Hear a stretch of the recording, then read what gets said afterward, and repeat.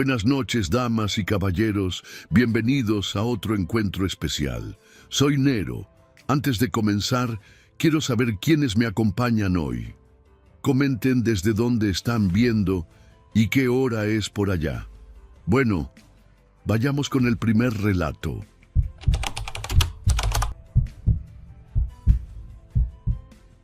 Mi nombre es Itzel y lo que voy a contarles pasó hace poco más de 2 años, durante una temporada de lluvias que Monterrey no va a olvidar tan fácil. Yo tampoco. Hay cosas que uno guarda muy adentro no porque quiera, sino porque no sabe bien cómo sacarlas sin que duelan. Esta es una de esas. La voy a contar lo más completo que pueda, aunque hay partes donde todavía se me hace un nudo en el estómago y tengo que respirar antes de seguir. Ese año, desde julio, las lluvias habían estado muy pesadas en toda la zona metropolitana. Canales desbordados, arroyos crecidos, colonias enteras bajo el agua. En el radio y en los noticieros no hablaban de otra cosa. Las autoridades llevaban días pidiendo a la gente que no saliera si no era necesario, que preparara cobijas, agua, comida. Mi novio Rodrigo y yo vivíamos en una colonia del centro que cada que llovía recio se ponía fea, así que decidimos que era mejor movernos unos días. Unos amigos nuestros, Marco y su novia Daniela, tenían su casa en una colonia arriba en el cerro, de esas que quedan retiradas del arroyo principal. La idea era que ahí estaríamos más seguros. Nos hablaron ellos mismos, nos dijeron que nos fuéramos para allá mientras pasaba lo más fuerte de la tormenta. Rodrigo y yo agarramos una mochila con lo básico y llegamos a su casa antes de que oscureciera, como a las 6:30 de la tarde. La colonia era tranquila, de casas grandes con bardas altas, pocas luces en la calle, muchos árboles. De día se veía bonita, con ese aire fresco de cerro que huele a tierra mojada. Pero de noche, con la lluvia golpeando todo, la calle se ponía muy oscura. Los postes alumbraban poco. Entre el ruido del agua y el viento, uno no escuchaba nada más que eso. Era de esas noches donde la ciudad desaparece y solo existe el lugar donde estás. Los 4 cenamos algo rápido, platicamos un rato. En las noticias de las 10 de la noche ya estaban hablando de alerta máxima. Mostraban imágenes de calles convertidas en ríos, de carros arrastrados, de familias sacadas de sus casas en lanchas. Rodrigo y yo nos miramos y los dos pensamos lo mismo. Habíamos tomado buena decisión de movernos. Apagamos la tele cerca de las 11:30 de la noche y nos fuimos a acomodar a la habitación que Marco nos prestó. Yo no podía dormir bien. La lluvia no paraba. Golpeaba el techo con una fuerza que no dejaba descansar y de vez en cuando había ráfagas de viento que hacían crujir las ventanas. Me quedé acostada un buen rato mirando el techo, escuchando el agua caer. Rodrigo ya estaba dormido a mi lado. Eran casi las 12 de la noche cuando escuché que el agua en la calle sonaba diferente, más fuerte, más cerca. Y entonces comenzó algo que no supe entender sino hasta mucho después. Me levanté despacio para no despertar a Rodrigo y me asomé por la ventana de la habitación. La calle estaba completamente inundada. El agua corría rápido, arrastrando basura, ramas, no sé qué más. Los carros estacionados tenían el agua casi hasta las puertas. Entendí en ese momento que ya no íbamos a poder salir en un buen rato. Me dio un poco de angustia, pero me dije que estábamos en un lugar seguro, en una casa sólida, con gente de confianza. Traté de tranquilizarme. Fui a la cocina a tomar agua. Marco estaba ahí sentado, despierto, con el teléfono en la mano, revisando las actualizaciones de Protección Civil. Me dijo que varios accesos a la colonia ya estaban cortados y que era probable que nos quedáramos sin luz en algún momento de la noche. Daniela dormía.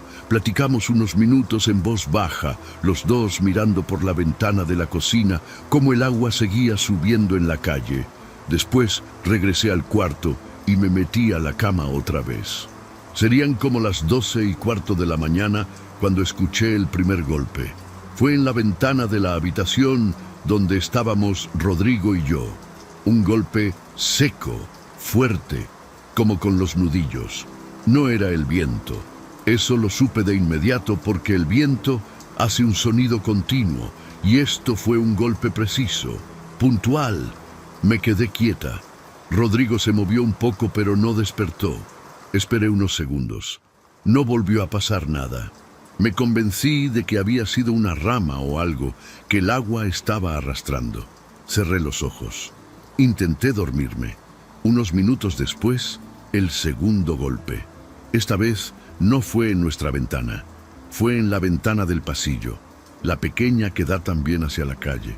Mismo sonido, seco, directo, como alguien que toca con los nudillos y espera. El corazón me dio un brinco. Me senté en la cama. Rodrigo siguió dormido. Me quedé escuchando con toda la atención que pude, pero la lluvia lo tapaba casi todo. No vi nada por la ventana, solo oscuridad y agua. Desperté a Rodrigo. Le dije lo que había escuchado. Él me miró con esa cara de quien todavía está entre dormido y despierto, y me dijo que seguramente era el clima, que me calmara. Pero yo insistí. Algo en esos golpes no se sentía natural. Tenían un ritmo demasiado controlado para ser el viento o una rama. Rodrigo se levantó de mala gana, se asomó por la ventana y no vio nada. Me dijo que me acostara, que eran nervios. Yo sabía que no eran nervios, pero no supe cómo explicarlo en ese momento. Salí al pasillo para ir a hablarle a Marco. Antes de llegar a la cocina escuché el tercer golpe. Fue en la ventana del baño, que queda al fondo del pasillo. Uno solo, igual que los anteriores, seco y preciso. Me detuve en seco en medio del pasillo. Ahí fue cuando lo entendí. No estaban cayendo cosas contra las ventanas por el agua ni por el viento. Los golpes iban avanzando por la casa, uno por uno, de ventana en ventana. Alguien estaba afuera, moviéndose alrededor de la casa, tocando cada ventana en orden. Entré corriendo a la cocina y le agarré el brazo a Marco. Le dije en voz baja lo que había escuchado, los tres golpes, el orden, la secuencia. Él me miró fijo un momento y vi cómo le cambió la cara. No se rió ni me dijo que eran nervios. Se paró de la silla despacio, apagó la luz de la cocina y se acercó a la ventana con cuidado, pegándose a la pared para no quedar expuesto. Afuera no se veía nada claro, solo lluvia, oscuridad y el agua corriendo en la calle. Marco fue a despertar a Daniela en silencio. Yo regresé al cuarto y le dije a Rodrigo que se levantara, que esto era en serio. Los cuatro nos juntamos en el pasillo central de la casa, lejos de las ventanas. Marco tenía el teléfono con la linterna apagada para no llamar la atención. Nadie hablaba fuerte, la lluvia seguía golpeando el techo con la misma fuerza. Daniela estaba agarrada del brazo de Marco. Rodrigo me tenía la mano apretada. Todos esperábamos en silencio sin saber bien qué esperar. El cuarto golpe llegó. Fue en la ventana de la cocina que da a un costado de la casa. El mismo sonido de antes. Uno solo, controlado, como si quien fuera afuera estuviera tomándose su tiempo. Marco cerró los ojos un segundo y luego nos miró a los tres. Dijo en voz muy baja que teníamos que verificar que todas las puertas y ventanas estuvieran bien cerradas con llave. Nos dividimos rápido. Rodrigo y yo revisamos la parte de atrás.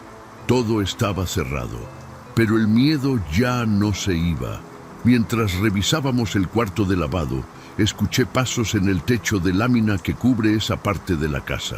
Pisadas lentas, pesadas, que avanzaban de un extremo al otro. Me paralicé. Rodrigo también las escuchó porque apretó mi mano con más fuerza y me jaló hacia él sin decir nada. Luego los pasos pararon. Silencio. Solo la lluvia. Regresamos al pasillo con Marco y Daniela y les dijimos lo que habíamos escuchado. Nadie tenía señal suficiente para llamar al número de emergencias. Los mensajes no salían. El quinto golpe fue en la puerta principal. No en la ventana de al lado, sino directo en la puerta. 3 golpes esta vez, no uno, fuertes, con el puño, como alguien que ya no está tanteando, sino que está avisando. Daniela soltó un sonido pequeño y se tapó la boca con la mano. Marco agarró algo de la cocina. No recuerdo bien si fue un cuchillo o qué. Rodrigo me empujó suave hacia el fondo del pasillo y se quedó él más adelante. La puerta tenía llave y pasador, pero de repente eso no me pareció suficiente. Luego vino el silencio más largo de toda la noche. 3, quizás 4 minutos sin nada. Solo la tormenta. Yo contaba los segundos sin querer. Pensaba en los golpes, en el orden, en cómo alguien había rodeado la casa entera tocando cada ventana antes de llegar a la puerta. Eso no era alguien perdido ni alguien pidiendo ayuda. Alguien que pide ayuda grita, llora, habla. Esto era otra cosa. Era alguien que estaba revisando, que estaba buscando y ya sabía exactamente en qué casa estaba parado. Marco nos dijo en voz baja que nos metiéramos todos al baño del pasillo, que era el cuarto sin ventanas. Cerramos la puerta con llave y nos quedamos ahí los 4 apretados en ese espacio pequeño, en completo silencio. Daniela lloraba sin hacer ruido, con la cara pegada al hombro de Marco. Rodrigo tenía el teléfono intentando mandar mensajes cada 30 segundos. Yo me quedé pegada a la pared con los ojos cerrados, escuchando. Afuera solo se oía la lluvia. Nadie tocó nada más por un buen rato. Como a la 1:20 de la mañana, escuchamos desde adentro del baño cómo alguien intentaba abrir la puerta trasera de la casa. No golpeó, nada de golpes, solo el sonido de la manija moviéndose despacio, probándola, soltándola, volviéndola a intentar. Duró quizás 1 minuto entero. Luego paró. Después escuchamos pasos afuera rodeando la casa otra vez, alejándose hacia la calle. El agua los fue apagando poco a poco hasta que no se oyó nada más que la tormenta. Nos quedamos encerrados en ese baño hasta casi las 3 de la mañana. Nadie durmió, nadie habló mucho. Rodrigo por fin logró mandar un mensaje a su hermano, que vive cerca y que tiene camioneta alta. Le explicó lo que pasaba y le pidió que avisara a la policía. Su hermano contestó rápido. Dijo que iba a intentar llegar en cuanto bajara un poco el nivel del agua. Esa espera fue la parte más larga de toda la noche. Cada ruido que escuchábamos nos ponía a todos tensos de nuevo. Los patrulleros llegaron como a las 4:30 de la mañana junto con la camioneta del hermano de Rodrigo. Revisaron el perímetro de la casa con linternas. Encontraron huellas en el lodo alrededor de todas las ventanas y marcas en la puerta trasera donde alguien había intentado forzar la chapa. También encontraron una ventana del cuarto de lavado con el seguro doblado, como si alguien hubiera estado trabajando en ella desde afuera. Nos dijeron que nos fuéramos esa misma noche. No tuvimos que pensarlo 2 veces. 2 días después, los noticieros locales reportaron que durante esa misma semana de lluvias, un hombre que había escapado de un penal en el área aprovechó el caos de las inundaciones para meterse a casas en distintas colonias del cerro. Entró a 4 domicilios. En 2 de ellos había personas adentro. No dieron muchos detalles de lo que pasó en esas casas, pero el tono con el que lo decían era suficiente para entender que no había sido poca cosa. Lo capturaron varios días después en una colonia vecina. Nuestra casa fue la 5ª en su recorrido esa noche. Nunca logró entrar.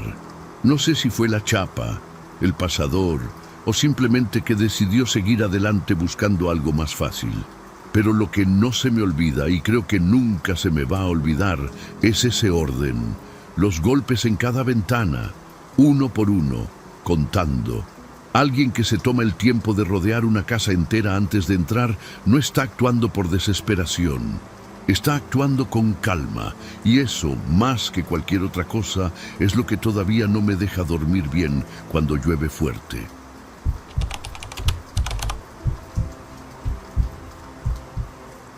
Buenas, Nero.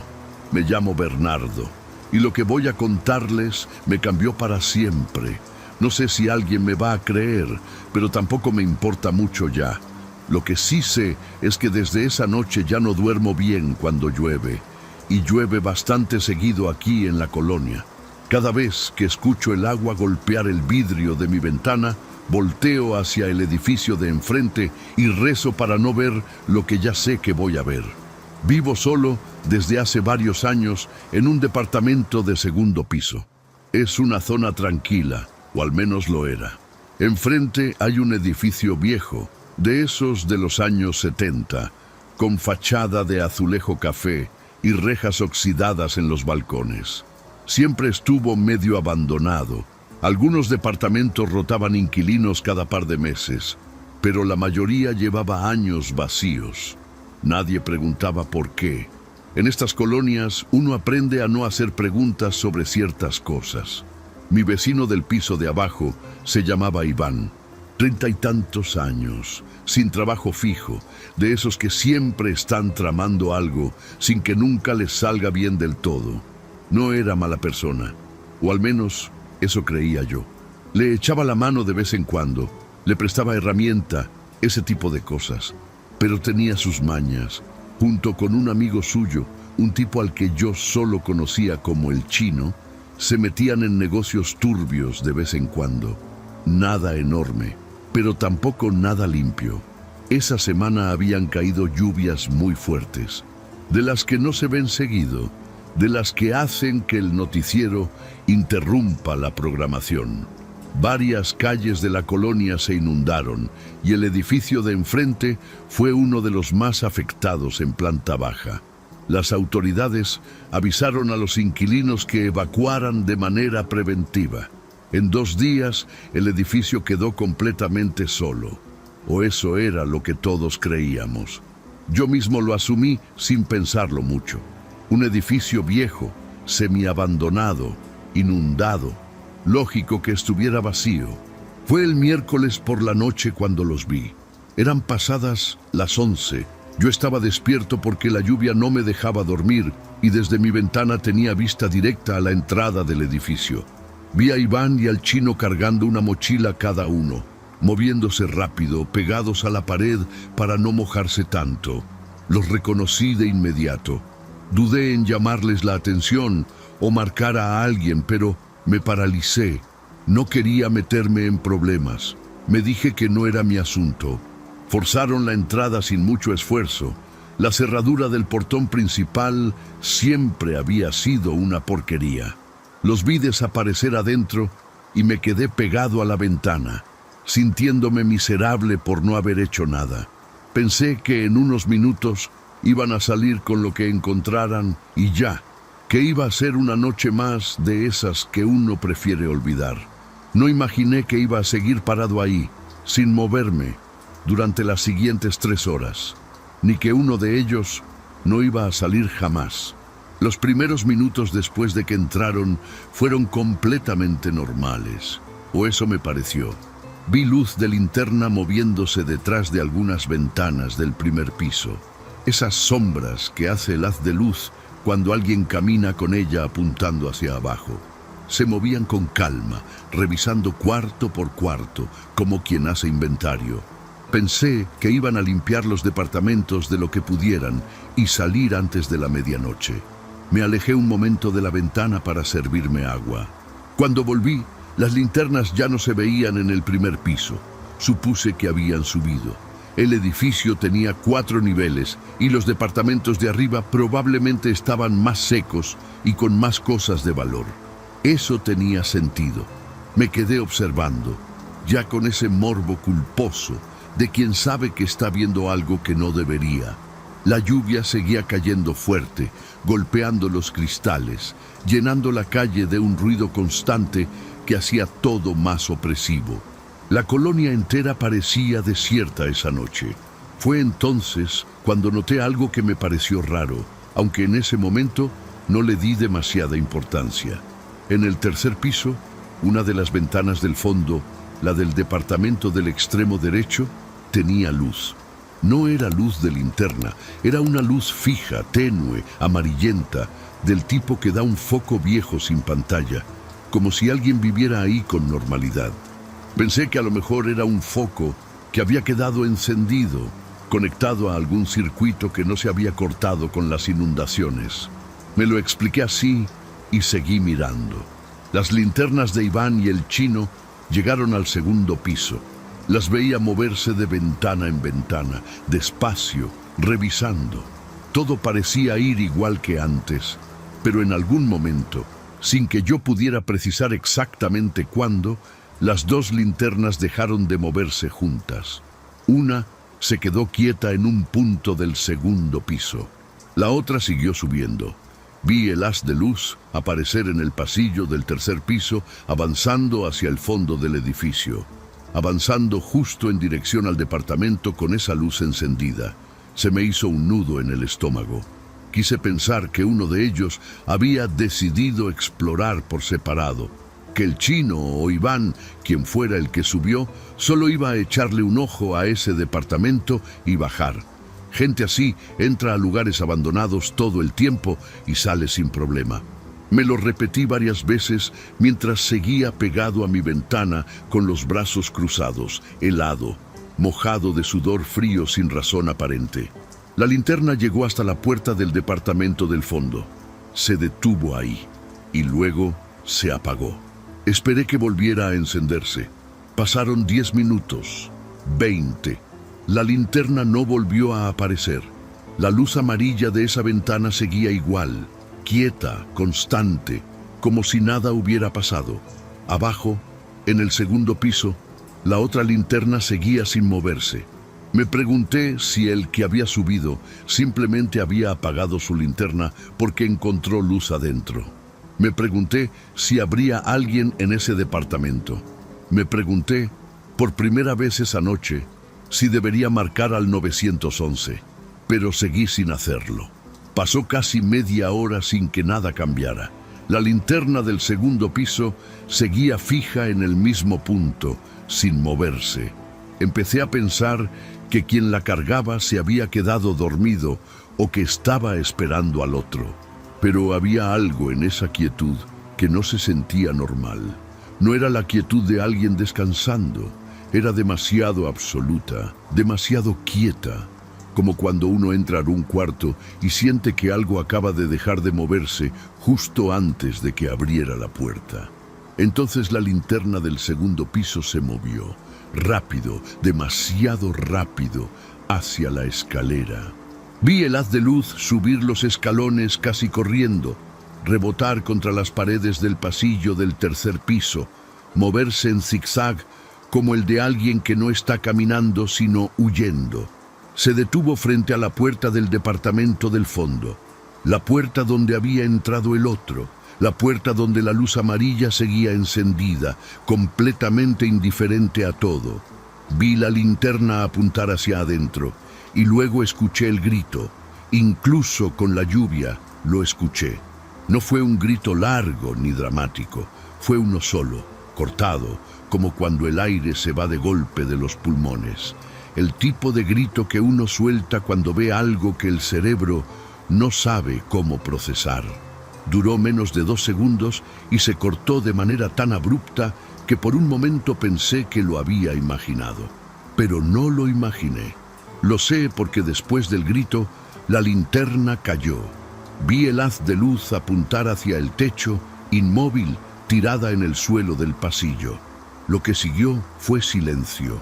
No el silencio de que todo había terminado, sino el silencio de que algo estaba pasando adentro y yo no podía verlo. La luz amarilla de la ventana no cambió. No hubo movimiento, no hubo sombras, no hubo nada que me indicara qué estaba ocurriendo en ese departamento. Solo esa luz quieta y constante y la linterna tirada en el pasillo apuntando al techo y la lluvia golpeando todo con la misma indiferencia de siempre. Me di cuenta de que llevaba varios minutos sin respirar bien. Fueron casi 40 minutos después cuando vi salir a uno de ellos. Era Iván, lo reconocí por su chamarra. Salió por el portón principal tambaleándose, cayó de rodillas en la banqueta mojada y se quedó ahí, en el suelo, bajo la lluvia, sin moverse durante un rato largo. No cargaba nada, no miraba hacia atrás. Tenía los brazos colgando a los lados, como si no supiera qué hacer con ellos. Crucé la calle corriendo y cuando llegué a él, sus ojos estaban abiertos, pero no miraban nada concreto. Solo repetía una frase en voz muy baja. Solo decía que no había nadie, pero que algo lo había mirado. Lo repitió quizás unas 20 veces mientras yo lo sujetaba por los hombros y le preguntaba dónde estaba el chino. Nunca respondió eso. Nunca volvió a responder nada con sentido real. Llamé al 911 desde ahí mismo, parado en la banqueta bajo la lluvia con Iván temblando a mi lado. Los paramédicos llegaron en unos 15 minutos. La policía entró al edificio esa misma noche. Al chino nunca lo encontraron. La policía revisó el edificio completo durante varias horas. Encontraron la linterna tirada en el pasillo del tercer piso, exactamente donde yo la había visto caer desde mi ventana. Encontraron la mochila del chino dentro del departamento del fondo, con todo adentro, sin tocar. No encontraron señales de violencia, no encontraron rastros de sangre, no encontraron ninguna explicación para su desaparición. El reporte oficial habló de una posible caída accidental en zonas inundadas del sótano. Cerraron el caso en menos de 3 semanas. El departamento del fondo fue inspeccionado igual que los demás. Según los oficiales, estaba vacío. Llevaba vacío varios años, según los registros del edificio. No había muebles, no había conexiones eléctricas activas, no había absolutamente nada que explicara la luz que yo había visto durante toda esa noche. Cuando le mencioné eso a uno de los policías, me miró de la manera en que la gente mira a alguien cuando decide no tomarle la palabra. Anotó algo en su libreta y cambió el tema. No volví a mencionarlo. Iván estuvo internado casi 4 meses. Fui a verlo 2 veces. La primera vez me reconoció. Me apretó la mano con fuerza y abrió la boca como si fuera a decir algo importante, pero no salió nada. La segunda vez ya no me reconoció. Los médicos hablaban de un episodio disociativo severo, de trauma agudo, de ese tipo de términos que suenan precisos, pero que en realidad no explican nada. Su familia eventualmente lo trasladó a otra ciudad. No supe más de él después de eso. El edificio de enfrente fue clausurado por daños estructurales un par de meses después. Lo acordonaron, pusieron lonas verdes en la fachada y durante un tiempo hubo una empresa de demolición haciendo evaluaciones. Pero nunca lo tiraron. Sigue ahí. Las lonas se fueron cayendo con el tiempo, los acordonamientos los quitaron o se los robaron y el edificio quedó igual que siempre, viejo y quieto, mirando hacia la calle. El departamento del fondo del tercer piso sigue siendo el mismo cuarto oscuro, sin conexiones eléctricas, que encontró la policía, excepto cuando llueve. Cuando llueve, la ventana de ese departamento vuelve a encenderse. No todas las noches de lluvia, no de manera predecible, pero sí con suficiente frecuencia como para que yo ya no pueda ignorarlo. He intentado fotografiarlo varias veces y las fotos no capturan nada, solo una ventana oscura. He intentado no mirar, pero es como pedirle a alguien que no piense en algo. Termina siendo lo único en lo que uno piensa. Sé que hay gente que diría que es un reflejo, un juego de luz, algo razonable y explicable, pero yo estaba ahí esa noche. Vi esa luz encendida antes de que Iván y el chino entraran, mientras estaban adentro y después de que solo uno de ellos salió. Vi esa luz cuando la policía recorrió cada cuarto y declaró el edificio vacío. Sé lo que vi y sé que no tiene explicación que me deje dormir tranquilo. Lo que sea que vive en ese departamento no necesita electricidad, no necesita agua y claramente no necesita que nadie sepa que está ahí. Solo necesita que llueva. Y esta noche, mientras escribo esto, está lloviendo. Si te está gustando el video, échame la mano con un gracias o hazte miembro del canal. Así me apoyas para seguir subiendo relatos de terror todos los días. Y como miembro, también recibes beneficios exclusivos. Ahora sí, vamos con el último relato.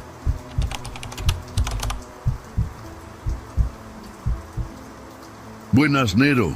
Mi nombre es Heriberto y lo que voy a contarte es algo que todavía no me deja dormir bien. Trabajo en una gasolinera en las afueras de Culiacán, sobre la carretera que va hacia el norte, donde casi no pasa gente de noche. Llevo 4 años en el turno nocturno porque el pago es mejor y porque la verdad siempre preferí el silencio. Nunca me habían pasado cosas raras, hasta esa noche. Era miércoles, no recuerdo exactamente la fecha, pero sí sé que era entrada la temporada de lluvias. Mi turno empezaba a las 10 de la noche y terminaba a las 6 de la mañana. Esa noche llegué como siempre, releví al compañero del turno de la tarde, me serví un café de la máquina vieja que tenemos junto a la caja y me senté a esperar. El cielo estaba cargado desde antes de que oscureciera. Eso lo noté cuando iba manejando hacia el trabajo. A las 11 de la noche, el viento ya estaba golpeando fuerte contra los vidrios de la tienda. Yo tenía la televisión prendida sin volumen, no más para no sentirme tan solo. Y de vez en cuando salía a revisar que las mangueras de los dispensadores estuvieran bien acomodadas. Afuera no había nadie. La carretera estaba completamente sola, lo cual no era raro entre semana, pero esa noche la soledad se sentía diferente, más pesada, si se puede decir así. A las 11:40 empezó a llover de verdad. No esa lluvia fina y constante que a veces cae por acá. Hablo de agua cayendo en cortinas, de truenos que hacían temblar el techo de lámina, de relámpagos que iluminaban todo cada pocos segundos. En 20 años viviendo en Sinaloa, pocas veces había visto una tormenta así. Apagué la televisión porque el sonido de la lluvia era tan fuerte que de todas formas no se escuchaba nada. Me quedé parado frente al ventanal, mirando hacia la carretera vacía. Estuve así unos 20 minutos, nomás observando cómo el agua empezaba a acumularse en los baches del estacionamiento y cómo la cuneta al otro lado de la carretera se iba llenando poco a poco. Era hipnótico casi. Hay algo en las tormentas muy fuertes que te obliga a quedarte quieto y a mirar. No sé si es miedo o respeto, pero te paraliza. Yo estaba en ese estado cuando la vi aparecer entre la lluvia, caminando desde el lado oscuro de la carretera. Una mujer, empapada de pies a cabeza, sin paraguas, sin chamarra, caminando directo hacia la entrada de la tienda. Caminaba raro, no exactamente cojeando, pero sí con algo en el paso que no se veía natural. Cuando empujó la puerta de vidrio y entró, me quedé helado un momento. Tenía el cabello pegado a la cara, la ropa hecha jirones en algunas partes y una expresión que no sabría describirte bien. No era miedo, era algo más difícil de leer que el miedo. Me le acerqué de inmediato y le pregunté si estaba bien. Me dijo que no, con una voz muy baja, casi apagada, como si le costara trabajo hablar. Me explicó que venía manejando desde Culiacán, que la lluvia la agarró en la carretera y que en una curva perdió el control. Dijo que el coche se había ido a la zanja que está como a 200 metros al norte de la gasolinera. Me lo dijo tranquila, sin llorar, sin gritar. Eso me pareció raro desde el principio, aunque no le di mucha importancia en ese momento. Le ofrecí una toalla de las que tenemos guardadas para limpiar derrames. Era lo único que tenía a la mano. La aceptó sin decir gracias. Se la pasó por la cara y por el cabello, y se quedó parada junto al mostrador sin moverse mucho. Le pregunté si quería que llamara a una grúa o a alguien de su familia. Me dijo que no tenía señal en el celular. Le ofrecí el teléfono fijo de la tienda. Lo tomó, marcó un número, esperó y luego lo dejó sin decir nada. No sé si alguien contestó o no. Le pregunté su nombre. Me dijo que se llamaba Verónica. Nada más. Sin apellido, sin más detalles. Me dijo que tenía frío y le señalé el pequeño cuarto de descanso que está al fondo, donde hay una silla y a veces dejamos ropa vieja para cubrir el piso cuando hay derrames. Le dije que podía sentarse ahí mientras pasaba lo más fuerte de la lluvia. Asintió y caminó hacia allá sin preguntar nada. Cerré la puerta a medias y volví al mostrador. Afuera, la tormenta seguía igual de fuerte. Durante la siguiente hora, la tienda estuvo completamente sola. Ningún coche entró a cargar gasolina, lo cual no me sorprendió con esa lluvia. Yo me quedé en la caja, tomando café y revisando el inventario en la pantalla, haciéndolo de siempre. De vez en cuando miraba hacia el cuarto del fondo. La puerta seguía igual, entreabierta. No se escuchaba ningún ruido de adentro, ni movimiento, ni tos, ni nada. Pensé que quizás se había quedado dormida del cansancio y el susto. Como a la 1 de la madrugada me asomé al cuarto. Verónica estaba sentada en la silla, con las manos sobre las rodillas, mirando la pared de enfrente. No estaba dormida, solo estaba ahí, quieta, con los ojos abiertos. Le pregunté si quería algo de comer o tomar, algún refresco o algo de la tienda. Me miró y negó con la cabeza muy despacio. Luego volvió a mirar la pared. Salí del cuarto sin decir más. Algo en esa imagen me incomodó de una manera que no supe explicar en ese momento. La lluvia fue bajando poco a poco entre la 1 y las 2 de la madrugada. Para las 2:15 ya era nada más una llovizna ligera.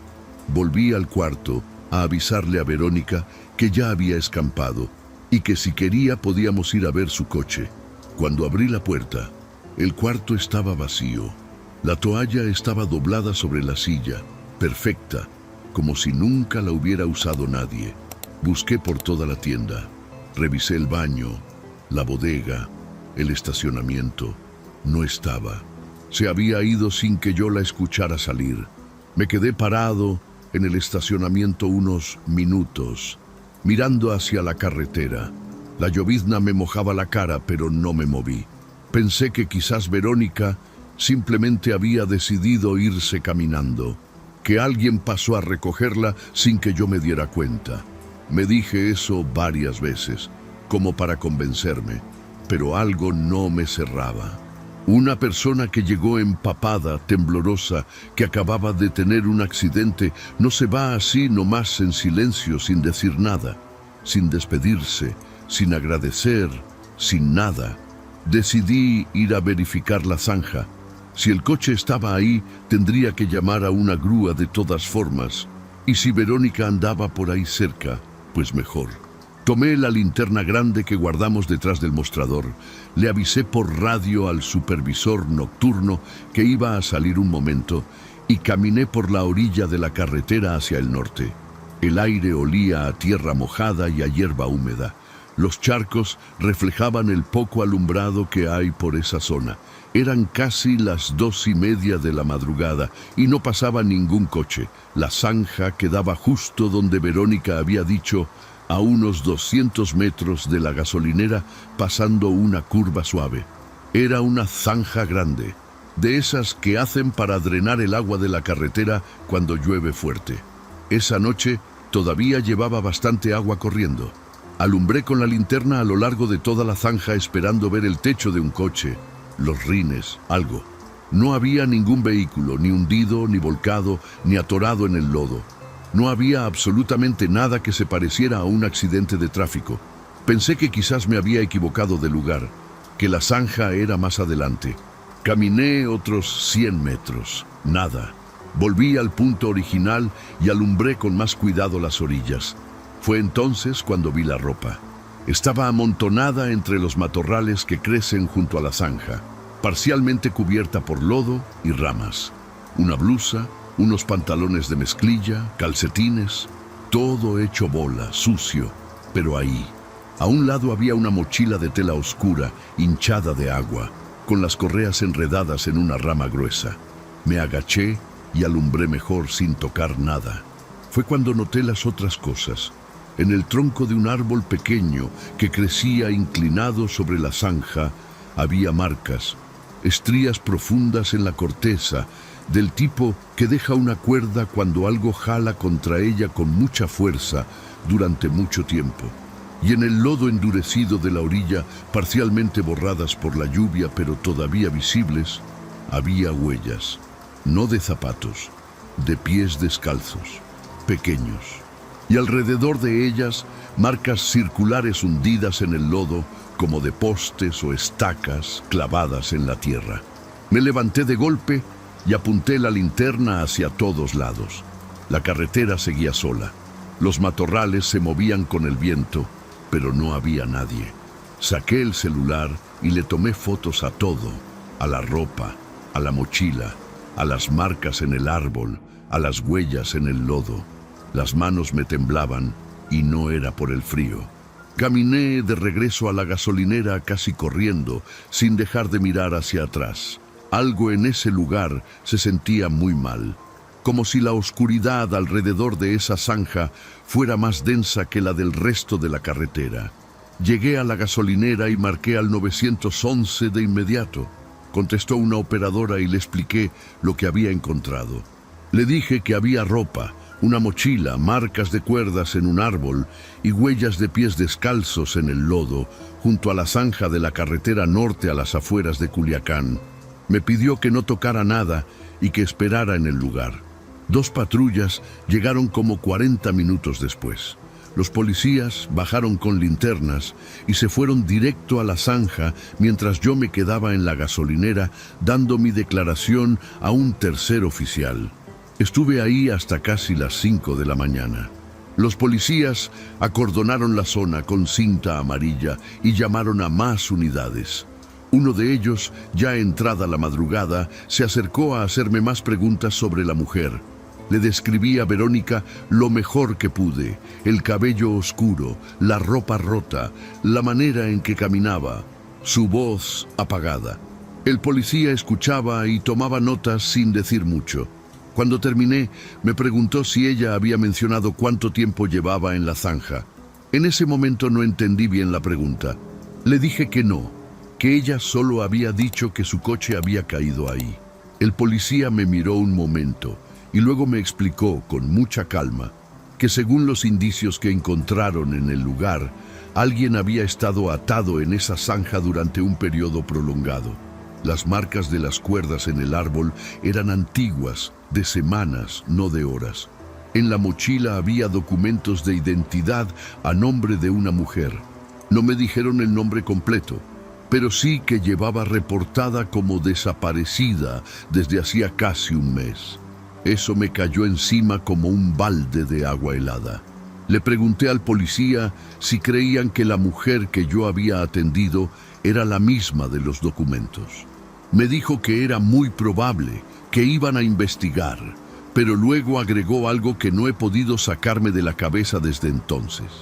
Me dijo que según los forenses que revisaron el sitio, las condiciones del lugar indicaban que quien estuvo atado ahí había estado expuesto a la intemperie durante semanas, sin comida suficiente, con muy poca movilidad, que era difícil que alguien en ese estado pudiera caminar más de unos cuantos pasos sin ayuda. Semanas después, me contactó una investigadora del caso. Me confirmó que habían identificado a la mujer gracias a los documentos de la mochila. Se llamaba Verónica Lizárraga, tenía 28 años, originaria de Guasave. La habían encontrado en un hospital de Culiacán 3 días después de esa noche, deshidratada y con lesiones en muñecas y tobillos consistentes con haber estado atada por tiempo prolongado. Estaba viva. Nunca pudo explicarle bien a la policía cómo llegó al hospital, ni recordaba con claridad lo que había pasado esa noche. Yo tampoco lo recuerdo con claridad ya. O más bien, lo recuerdo demasiado bien y preferiría no hacerlo. Lo que sí sé es esto: la mujer que entró a mi gasolinera esa noche, empapada, callada, con esa mirada que no era exactamente miedo, llegó desde una zanja donde alguien la había tenido atada durante semanas. Caminó 200 metros en la oscuridad y la tormenta en un estado en que los médicos dijeron que apenas podía mantenerse de pie.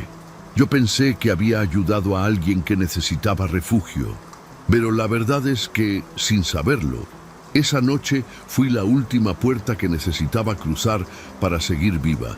Y eso, de alguna manera, me pesa más que cualquier cosa que pudiera haberme dado miedo. Gracias por llegar hasta aquí. En la pantalla tienes 2 videos más que seguro te van a encantar para seguir con el terror. Nos vemos en la próxima historia.